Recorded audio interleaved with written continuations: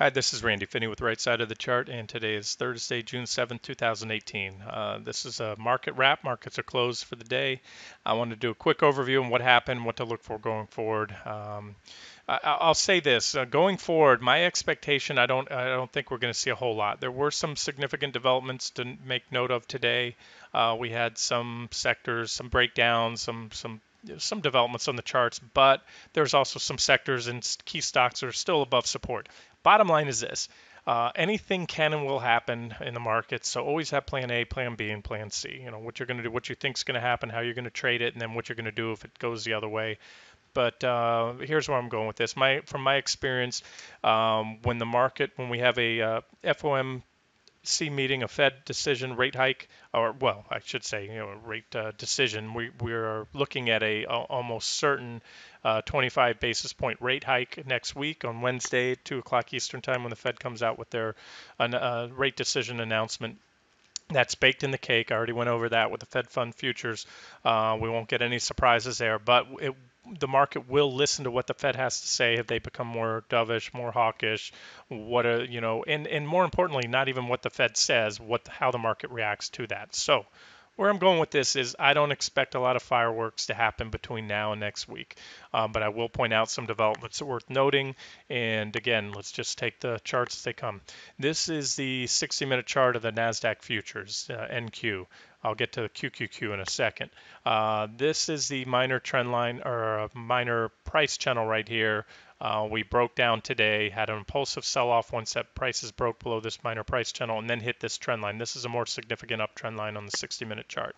And I made a post shortly before the close. We were back testing on both the NQ, this chart here, as well as the ES, the S&P 500 E-mini futures, and I said I'd expect they would actually ramp it back above those trend lines, and that's what they did. Not by a lot. You can see they printed a close just above. Well, actually, this is still trading now, but we're just above the trend line, and I should say close enough that this still can go either way. Sometimes you back test, you fall a little shy of a trend line. Sometimes you get back above it.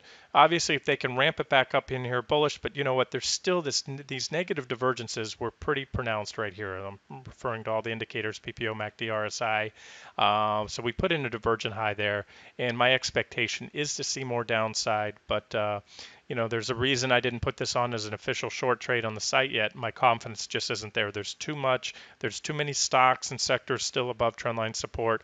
Plus, we have the Fed coming up next week. So to take any new positions right in front of an FOMC meeting, markets tend to grind back and forth, and it gets a little frustrating. That will lead to additional whipsaw signals, meaning false breakouts, false breakdowns. It can have your stops run. So I try to keep things light heading into an FOMC meeting. And if anything big develops, then great. If anything really compelling stands out as far as trading ops, even if it's on the broad markets, I'll mention that. But as of now, take it for what it's worth. We're basically right about on trend line, a hair above trend line support, and we'll just have to see what happens tomorrow. Let's look at the S&P 500 futures. Yes, same story. We had a divergent high, negative divergence. You can see down below. We broke down, and I, posted right before the close, about a little less than an hour to go. We were back testing, and suspected they would probably ramp it up there, and they did. There's a little bit of resistance right there where they pulled it up to. Let's see what happens. I'll draw it for you right here. You can see a lot of candles around that area. So let's see if they can take that out. But either way, the story here is let's see what happens tomorrow and going into next week. All right, there's the futures. Let's look at the actual tracking ETFs. This is QQQ. I'm just going to focus on QQQ because it's all about tech. It has been recently. It's all about those big market-leading tech stocks as well as Amazon. So let's just take a look at what happened today in QQQ. This is really a follow-up to the earlier video today. We pointed out this morning that we had a potential bearish engulfing candle. We did finalize that bearish engulfing candlestick. For those of you not familiar, bearish engulfing candlesticks come at the end of an extended run. And they're pretty high probability candles for marking a top however, if. That's what I say. You need to see follow through. Ideally, you want to see additional red candles in the next couple trading sessions. So Friday, Monday, and into next week. However, sometimes, and it's not unusual to see, you can get a green candle afterwards as long as you don't come back up. Ideally, you want to stay below the midpoint of that candle, and you certainly don't want to take the high of the candle out. It's not the end of the world. It doesn't mean that the market's going to the moon if that candle gets taken out. It just means that that as a potential sell signal was not confirmed. That's it. As I mentioned earlier today, the last time that we had a bearish engulfing candlestick was right here. That was followed by one of the biggest corrections that we've had in years right there, down to the lows here. You can see it was confirmed by three red, relatively small candles. Market traded sideways, but really couldn't recoup the losses there. And then boom, started out with a bang the next, after the third follow-up candle, we gapped down, and that was all she wrote. I also mentioned, going back here, I did this in the trading room today. We had another bearish engulfing candle right here. And another thing to note too is see the trend line. This bearish engulfing candle came right after a divergent high. Came down, took us right down to trend line support. We followed through the next day with a green candle, small one. You'd have to really zoom in there. I guess, well, you can probably make it out in the video. I'm recording these in high def now. You can see a little back test of the trend line and then some more red candles, and we went lower. But again, let's just see what happens in the coming days here. We still have this potential negative divergence. This is the bigger picture here. And I want to make mention, even if we happen to take out that bearish engulfing candle, there's a little upside left, a little more in the RSI than in the PPO to keep those divergences intact. So we could still punch up, make another high. Again, a lot can happen, and I don't expect, but I'm open to a lot of whipsaw signals in the next few days here. And once the Fed meeting is out of the way, the dust will usually settle, and then this market's probably going to pick a trend the next direction. I still think that'll be the downside, but we'll see. 60-minute chart, there it is on QQQ, divergent high. You can see us rolling over here. But again, it's not really, we had some impulsive selling earlier, but nothing huge. But again, I wanted to point out that bearish engulfing candlestick. And another thing I want to make mention is tech is largely about the semiconductors. This has been a big boost to the tech sector, the semiconductors. You can see this. This is a 60-minute chart here. The clean negative divergence, just like we had positive divergence here at the low, just like we had, I think it's to the left of the chart, negative divergence at that high. And we're still above trend, but what happened today, just as with QQQ, we printed a bearish engulfing candle. First time in a while in the semis. In fact, and again, ignore any bearish engulfing candles that come in the middle of a trend or towards the bottom. What you want to see is after a prolonged uptrend, just like we had one right here. And that was just like QQQ, followed by three red candles, and then boom. And again, one of the largest corrections in years in the semiconductors, and that marked the top. So in my opinion, from my experience, these are pretty high probability, reversal sticks. Nothing is 100% in trading or even close, but these are pretty good. And one more, just like QQQ back here. Sharp uptrend, looked like the semis were invincible. You start going parabolic, and then boom, big red bearish engulfing candle, followed by a correction that was a total of 11.3% drop there. So just wanted to point that out. And like back then, as with back then, I should say, we had a trend line, a little trend line there. We have a trend line right here. So you want to know sell signal number one would be confirmation with one or two bearish, it depends. If you have a big red bearish engulfing, a big red candle tomorrow or into Monday, especially if we take out this trend line, that would be the other sell signal, this trend line and moving below there. However, we also have, as you can see down here, we still have potential divergence. The RSI, there's room to go. PPO could move up a little bit as long as we don't take out those previous reaction highs. We still have negative divergence. So my point is this, that if we happen to take out this bearish engulfing candle and have a pop up here next week, and I could easily see that happening. I'm not betting on it, but if it happens, it wouldn't surprise me. Followed by a reversal, you would then have negative divergence confirmed, especially once this PPO crosses back down. And that would set the stage for a much larger correction in the semis. Okay, we'll wrap this video with what I like to do is look at the top components, even just the top 5 or 6 of QQQ, because they make up, a good part of the returns. This QQQ is such a top weighted index. So there's that bearish engulfing candle. We already looked at this chart on the daily time frame. Let's go through the components here, starting with Apple, largest component. And again, this is another divergent high. I could just move this up here, say another divergent high. You can see these divergences extending.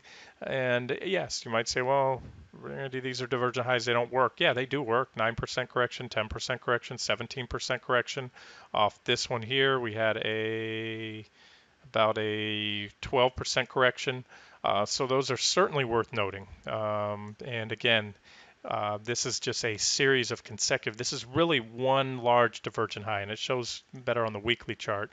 There it is right there. So I'm looking at the smaller divergences that play out for the smaller corrections within this. This hasn't played out yet. This divergent high played out here for a drop of about 46%. This divergent high played out, I'd have to take the tools off there. From highs to low, we dropped about 33% or so. So you get the picture. Sooner or later, or I should say more often than not, negative divergences, just as positive divergences, you can see down here, they play out for trend reversals. So that's what I'm looking at here. And, you just have to be patient if you're looking to short the next move down in the markets or an Apple. What we can see in Apple, if we look closely here, is a potential for somebody in the trading room pointed this out. Thank you. This is a potential for an island topping pattern, island cluster topping pattern. You have a cluster of candles right here.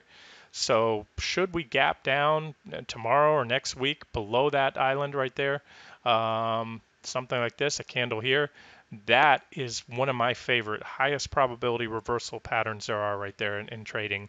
I've seen a lot of those. They don't all work, like I said before. Nothing is 100% in trading, but keep an eye on it because you have the cluster right there and you have the divergences and everything else in place on Apple. Let's look at the 60-minute chart. Divergent high. This was a divergent high. I went over this in this morning's video. This one played out for more of a correction in time. It did have a little correction in price, but more so in time. But it's just went up. We've extended those divergences. Powerful negative divergences on the 60-minute chart. So I can easily see that happening. And again, whether it happens next week, whether it happens tomorrow, or whether it doesn't happen, let's be on the lookout for it. And you can see that little island right there pretty clearly. You can also see that 190.18 is pretty significant support level. That was Apple was testing that level and then finally gapped up above it. So if we gap down, especially if we get back below 190.18, not good for Apple in my opinion. Amazon, I was already on the 60-minute time frame with Apple, so we'll stay there. Negative divergence, you can see here, same story. I think I went over all these charts recently, so there's not a whole lot that happened today new. Amazon's still on the daily chart within this large bearish rising wedge, confirmed with negative divergence. Has to break this trend line to really get things going on the bearish side. Alphabet, I just don't see a lot on this one. Let's see if the other share class, if I have anything different marked up. This is a long-term trend line. This trend line goes back for a while. You can see all the way back here. And so when I zoom out, you can see that Alphabet broke down, back-tested again, back-tested, and it's a hair above it, but you can see we're starting to roll over. If we fall back down, this will just be a little bit of brief overshoot on the back test right here, or a brief recapture or regaining of that trend line. So just keep an eye on it. Again, not one of my favorite charts, but we're close to falling below that trend line, and that will be essentially a failed recapture, if you will, of that trend line. That's pretty bearish. Microsoft, again, a long-term trend line. This trend line goes back a ways. You can see there, long-term trend line, and it's well above trend. So you can't write this market off yet, but it's these divergences. This is what keeps me out of this rally and looking for a reversal. Until these divergences, unless they're taken out. And this trend line's long in the tooth, so we could probably put a smaller trend line there, right there. That's probably what I had on the 60-minute chart. Watch this trend line break. It would bring us down to that trend line. We'll probably get one more reaction, and then you can see some support levels that I have marked below. Okay, a couple more and we'll wrap it up here. Facebook, I mentioned this potential look sort of like a flag type pattern, and it started to play out and then we've reversed. That's pretty bearish. When you see a breakout, it looks like the real deal, and then it gets sold into. That's not very bullish. But again, I can't make a screaming case to to go short the stock right now. There is a trend line I can draw like this. I might have to force it a little, cut that candle off right there, but that's what we're looking at. And more importantly, it failed just below this trend line here. This was a pretty well-defined trend line. We had a divergent high there, had a big drop. I had the question mark here because I had, forecasted that drop before it even happened. Just didn't know exactly how far. I had a target here and one there. We fell between the two, but we kicked back and we're close to back testing that trend line now. So let's see if there's anything on the 60-minute that stands out. Yeah, there is. Negative divergence. There it is on the PPO, RSI. There's that little minor trend line we broke down. We're starting to move lower. Um, Again, not we need to see a little more evidence. A few more stocks break down. We need to see, most importantly, you want to see the broad markets solidly below those trend lines I showed you earlier on the 60-minute charts to increase the odds of a short trade playing out, especially a swing short. Intel, rising wedge, divergent high. This is wash, rinse, repeat stuff. You can do this all day long. Divergent high, correction. Back test, breakdown here, the trend line, another back test, correction. Divergent high, rising wedge, breakdown, correction. Now this is a larger wedge right here, well-defined, very well-defined trend line. We have broken down below that trend line now, and this one looks to be going lower, but again, let's see this. We need to see this daily trend line go with conviction. What this is, I think I covered this earlier, that's the measured target of this wedge right here. Take the widest part of that yellow rising wedge, add it to where it breaks down, and it projects down to that 47.75 level. I can almost promise you, if that plays out, which would be a drop from where we're at today, or close today, a drop of over 14%, I can all but assure you that the semiconductor sector and tech along with it is going down. There are no guarantees. Sometimes you'll see a market leading stock correct. I remember Apple had a big bear market during this bull market we've been in since 2009, but and the rest of the market went up. So it is possible to see a leader correct, but I'm seeing a lot of semis looking real frothy like this, and a lot of hot air to be let out. So just keep an eye on that one. Maybe we'll wrap it up there. Cisco, well, I clicked on Cisco, so that was right behind Intel as far as market cap goes. Divergent high, and again, this is the same story. All these trend lines, we're walking on these trend lines. They haven't. Well, Cisco started to crack, but I talk about this a lot. If you're going to short or go long a stock that is a top component of a sector or a very large component of a index like QQQ, which has higher weightings to the larger market cap stocks, you want confirmation that the index itself has broken down. Otherwise, you get forced buying. When there's inflows into QQQ, that money gets distributed into all the stocks, but it's not equally. The lion's share of the money goes into the largest holdings. So Cisco, broke down there, but the Qs hadn't broken down yet. So that breakdown didn't stick. So if the Qs break down, Cisco will probably break this trend line, or will break this support level here and head a lot lower. All right, we'll wrap it up there. Those are things to watch for. And again, we just need to see what happens tomorrow and into Monday. And like I said, we could see a little bit of sideways trading action next week, some choppy stuff until the Fed announcement. Maybe not. So if anything happens, before then we get any fireworks, I'll be sure to post some updates. This has been Randy Finney with Right Side of the Chart. I hope you enjoyed it. And as always, if you liked it, please give it a thumbs up on YouTube.